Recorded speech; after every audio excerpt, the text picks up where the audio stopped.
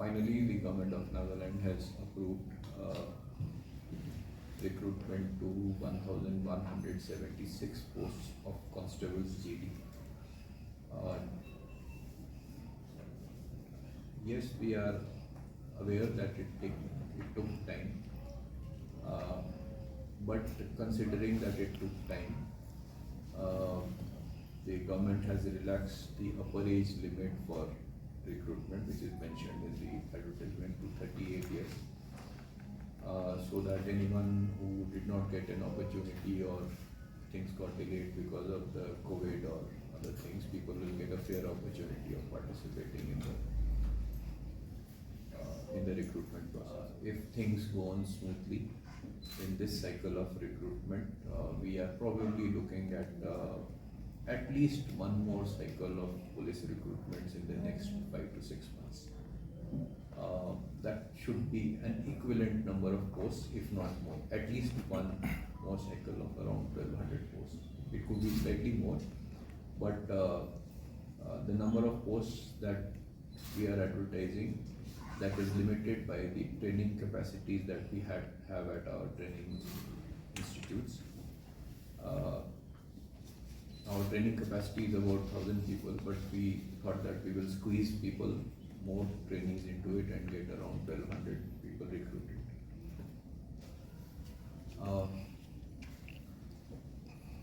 The advertisement, most of you would have read. This process of drafting of the advertisement was a long drawn out process, almost 1 year of hard work by the police headquarters, senior officers and officers at all ranks. So we have tried to take care of almost every aspect that people could think of. Again, we are not perfect, nobody is perfect, systems evolve. So we have tried to go as near to perfection as possible without still being perfect. So most of the queries which people are likely to have are answered in the advertisement. However, to make things easier for the public, to make things easier for the applicants, to ameliorate their hardship and make things more convenient. This is the first time that Nagaland Police has stopped physical acceptance of forms of the application from any candidates. So no forms are to be collected by anyone from any office. Let me make it very clear. There are no physical forms to be collected by any candidate from any office, either PHQ or any of our units. All applications for recruitment are to be made only online. Okay, which means people can apply potentially anywhere that you are. Someone in the remotest corner of Nagaland can apply. A student who is studying in Chennai can also apply. So we have tried to, because earlier the process was you will have to take the form, or someone will collect it, your numbers will be noted, then you come to submit it. So that has all been done away with. Facility that if you are below 18 years, it will not accept your application. If you are above 38 years, your application will not be accepted. So it makes scrutiny on our part easy. My request to all candidates is that the list of eligibility criteria are mentioned in the advertisements. Please read those carefully. Make a list of what is required, whether it is a photograph or your signature, with how the photograph has to be there, Aadhaar card, whatever, ID card and all. And when you are applying, keep those ready with you. Once you keep those ready with you, it is very easy for you to upload these. It will just take 5, 6 minutes, 7 minutes for an application to be uploaded. Otherwise, you will start applying. This is a photograph, oh, white background tag. Then you have to rush again and get a fresh photograph. Signature, do a signature on a white paper. Take a photograph, save it in your phone so that it is easier to upload. Okay. Another important thing is that the ID document that you are uploading, identity document that you are uploading on the portal should be the same which you will be carrying for examination at different stages, whether it is physical examination or written examination or the interview. Okay, so make sure that you have a recent ID document which you are uploading. There is a variety of ID documents which can be uploaded. Okay, it should be a recent one and you should have it readily with you. You have developed a portal. In the portal there are two aspects: self-application and assisted applications. Self-application is if I want to apply, I can fill up my own form. Okay. And assisted application is I may not be able to use the internet for some reason. I may not be educated enough, or I may not be able to, I may not know how to use it. So that is called an assisted application filing. So assisted application filing means anyone can apply on behalf of you. So for example, if I have to apply, I don't have a phone or an internet connection, Mr. Renchamu can fill up the form, go to the website and fill up the form and everything on my behalf. What is required only is that the OTP should come to the applicant's phone number. One-time password for registration should come to the applicant's phone number and not to the phone number of the person who is helping you to fill up the form.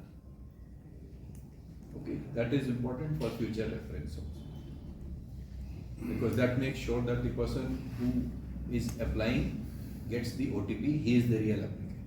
Okay, so we have tried to make it very simple. The second salient feature of this is that we are having a one-time registration process, OTR. Since we are looking at continuous cycles of recruitment, not just this one, but in the future also. So there is a one-time registration process where an applicant can register once with his personal details, family details, whatever, educational details and all. That is not for an examination, that is for all sorts of recruitment. So he just registers once and then he applies. Applies means when he pays the fees. When he applies for the thing, that is where he is applying for the fees. Registration is free. Even if you don't want to pay the fees, you can register. Okay, but once you think that you will appear for the physical or the written or everything, for that you need to pay the fees. Okay, so things are very easy. If you have uploaded details once, you don't need to upload it. But on the one-time registration, whatever details that are filled up by the applicants or on behalf of the applicants, these details cannot be changed after the closure of the date of acceptance of applications.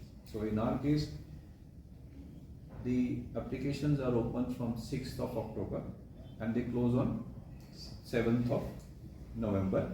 So after 7th of November, you cannot change the details which you have submitted in the one-time registration process. One of the salient features or one of the important changes from the past is that there is no recruitment separately this time for say NAP or DF or IR or anyone. Everyone recruited goes to IRB in principle. Okay, this will help us to keep our IR battalions young in the future, because some of them are really very old. Some of them have been in the IRBs for 25 years, 19, 20 years. So they get tired, physical stress and all is there. So we have tried to ensure that through this we will recruit the younger ones. The fitter ones will go to IR battalions. And then we will devise a system in due course where people who are in the IRBs can be shifted based on their educational qualifications or profile and capabilities to DF or other units in due course.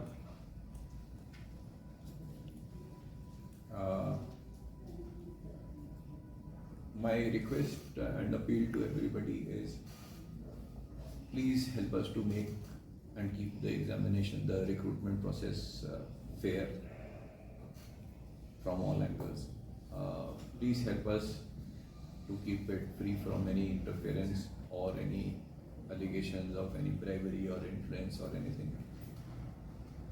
We have put our own systems of internal oversight and surveillance, so that things are clear. Let me tell you that if anyone receives any request or any hears of anyone thinking of bribes or telling bribes or any taking bribes, and Amakhan Saab ke koi wo na pare wo dekha. Kile mane kun bhi na jaye, kun board pe kun thake. As of now, nobody is aware of which board, which officer, which board will go where. Okay, this will only be decided in due course. So please don't fall into any trap that Saab Khan ke digo aur tu dile apne khanna ka risk ase, apne khanna ka paisa jao. Okay, so please make sure that you don't fall into the trap of anyone. Ami DG ke koi digo, ami tu manu ke koi digo na pare wo dekha. Kun bhi na pare wo. As per the government decision, the cabinet decision, the tribal proportions have been based on the 2011 census. We have got a few queries here and there. If possible, we try to answer here, or we will try to get those queries resolved in due course in the next day or 2-3 days. It will take us time because it's a government decision, so I cannot override that decision. So we'll have to go back to the government for a consultation on this. We have mentioned about the drug abuse and the opioid thing in the advertisement. People who are substance abusers, especially the opioid, they can be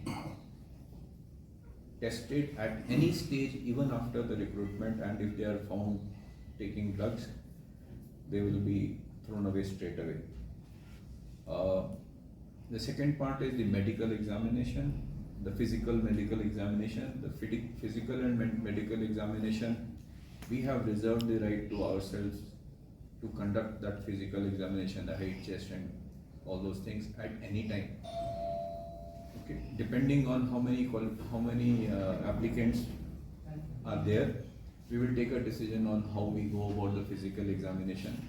But my request to the candidates is, on the physical examination part, whatever criteria are mentioned, please make sure that you suitably qualify those criteria, whether it is height or chest or anything.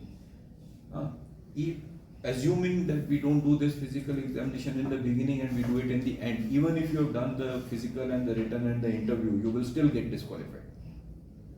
Okay, because those are essential criteria. There is no relaxation in those criteria.